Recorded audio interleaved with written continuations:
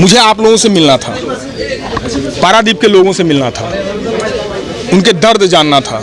हमारे नेता माननीय श्री राहुल गांधी जी हमसे यही कहते हैं कि राजनीति ऐसी कमरों में बैठ के नहीं होती, राजनीति के लिए आपको ज़मीन पे जाना पड़ता है। तो यहाँ इसलिए आए थे कि राहुल जी का जो विज़न है, जो उन्होंने सोचा है, चाहे वो युवाओं के लिए हो, मैंने युवा न्याय की बात करी, नारी न्याय की बात करी, हमने श्रमिक न्याय की बात करी, हमने किसान न्याय की बात करी। आप सोचो, ये भारत देश है, हम तो शुरुआत से कहते आए हैं कि कृषि प्रधान देश है हमारा, एग्रीकल्चर बेस्ड सारी चीज़ें हमारे यहाँ। और उस देश के अंदर देश के किसानों से कहा जाता है कि दिल्ली नहीं आ सकते, कीलें गाड़ी जाती हैं उनके लिए। उनको मैं गया था, उस दर्द को मैंने झेला है, कीलें गाड़ी जाती है। आप बताओ, किसान देशद्रोही है, आतंकवादी है, कीलें गाड़ोगे उनके लिए? इनके मंत्री का बेटा किसान के ऊपर कार चढ़ाता है। दुर्भाग्य देखो, मातृशक्ति की बात लो, अभी तो मैं प्रज्वल रेवन्ना की बात कर रहा था, थोड़े पीछे जाते हैं। मैं दिल्ली में था, मैंने उस दर्द को देखा है, चाहे वो मेरी बहन विनेश हो, चाहे वो साक्षी मलिक हो। देश के लिए जिसने मेडल लाए उसको सड़कों पे घसीटा गया। इस देश की, इस अमित शाह जी की पुलिस ने सड़कों पे घसीटा।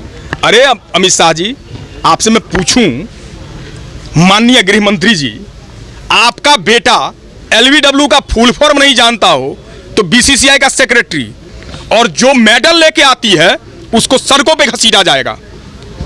तो लड़ाई, और देखिए दुर्भाग्य, जिस व्यक्ति पर आरोप है, एक के बेटे पे आरोप है, वो भी, उसको भी टिकट दिया इन्होंने, अजय टेनी जी। दूसरे बृजभूषण शरण सिंह, मैं इसलिए इस बात को दोहरा दूं, बृजभूषण शरण सिंह के बेटे को टिकट दिया। तो ये तो मुंह पे तमाचा है ना, मातृशक्तियों के हो या किसानों के हो। कौन सा विकास? विकास तो हो रहा है। किसी ने मेरे से कहा कि इस देश में एक उद्योगपति है, वो दूसरे नंबर पर हो गए दुनिया में, आपको क्यों तकलीफ होती है? तकलीफ नहीं है मुझे, और तकलीफ होनी भी नहीं चाहिए, पहले नंबर पे हो जाए वो, क्योंकि मोदी जी के मित्र हैं, हो जाए, कोई दिक्कत नहीं है। लेकिन तकलीफ तब होती है कि हर घंटे, मैं ऑन रिकॉर्ड बोल रहा हूं, हर घंटे इस देश में एक बेरोजगार सुसाइड करता है, आत्महत्या करता है, तकलीफ तब होती है। हर 2 घंटे में एक माँ बहन के साथ अत्याचार होता है, तकलीफ तब होती है मोदी जी।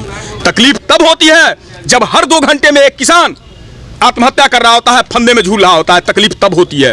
तकलीफ तब भी होती है कि उड़ीसा की, अगर मैं उड़ीसा में खड़ा हूं, उड़ीसा की बात करूं, तो हर 4 घंटे में एक महिला का उत्पीड़न होता है। तो तकलीफ तो होगी ना। हम इस देश के हैं, ये देश हमारा है, हम कंधे पे झोला लेके जाने वाले नहीं हैं। अंग्रेजों से आज़ादी दिलवाई थी। आज जो लोग इस देश को का दोहन कर रहे हैं, शोषण कर रहे हैं, या मैंने कहा ना उड़ीसा की बात, आप बताओ ना, मैं तो दावे के साथ कहता हूं, उड़ीसा के संसाधनों का 30% अगर उड़ीसा के युवाओं के लिए, उड़ीसा के भविष्य के लिए खर्च किया जाए तो हर घर में नौकरी होगी, हर कोई संपन्न होगा। लेकिन आपको तो पता है आपकी उड़ीसा की हालत है। मैं बार बार बोलता हूं, इसको मैनिफेस्टो मत बोलो आप, ये न्याय पत्र है, ये जस्टिस की बात करता है। किसके लिए? जो शोषित, वंचित, दबे, पिछड़े, अंतिम पायदान पर खड़े लोग हैं, उनका हाथ पकड़ के उनको आगे उठाने की बात करता है। मातृशक्ति के लिए हमने 1 लाख रुपए का रखा है प्रत्येक वर्ष। जो हमारी गरीब माँ बहनें हैं, उनको प्रत्येक वर्ष हम सरकार में आने के बाद 1 लाख रुपए देंगे, इससे वो सशक्त होंगी। ये महिला सशक्तिकरण है हमारा महिला सशक्तिकरण मोदी जी की तरह नहीं है कि प्रज्वल रेवन्ना के लिए वोट मांगे, जिसने इतना बड़ा अत्याचार किया। महंगाई के बारे में तो कुछ बोलो ही नहीं। इस देश में महंगाई और मणिपुर मोदी जी के जुबान पे नहीं आ सकती, मैं दावे से कहता हूं। आप बताओ, 2014 में हम 400 रुपए का सिलेंडर दे रहे थे, तो एक नेता थी, अभी हैं, लाइव हैं, सिलेंडर लेके डांस कर रही थी। आज 1100 का, 1000 का सिलेंडर हो गया। चलिए ना, करते हैं। देश की सुरक्षा पर भी एक बार बात कर लूं। गलवान के अंदर, और मैं नहीं कह रहा हूं, देश का टॉप क्लास साइंटिस्ट, आपने 3 इडियट मूवी अगर देखी हो आप में से किसी ने, उनके ही ऊपर वो मूवी बनी थी। वो आकर के कह रहे, अनशन पर बैठे हैं कि लद्दाख में चाइना अतिक्रमण कर रहा है, और देश के प्रधानमंत्री जी सोए हुए हैं। देश के रक्षा मंत्री जी जवाब देने को तैयार नहीं है। तो पूछना पड़ेगा ना, नहीं पूछें या इंतजार करें कि देश के विदेश मंत्री आके कहते हैं कि चाइना की इकोनॉमी हमसे बड़ी है इसलिए लड़ नहीं सकते। ये होना चाहिए क्या? मैं आपके माध्यम से अपने युवा साथियों से पूछता हूं, ये देश आपका, आपके पुरखों ने इस देश को बनाया है, और इस देश को आगे भी बना करके रखना आपकी जिम्मेदारी है, नैतिक भी और हर स्तर की, सामाजिक भी। हम बात अपने मैनिफेस्टो में यही कर रहे हैं, हर तरह के न्याय, युवा न्याय, नारी न्याय, श्रमिक न्याय, किसान न्याय और जिसकी जितनी हिस्सेदारी भागीदारी उसकी उतनी हिस्सेदारी, उसमें हम हद तक जाएंगे, उनके लिए हद तक काम करेंगे।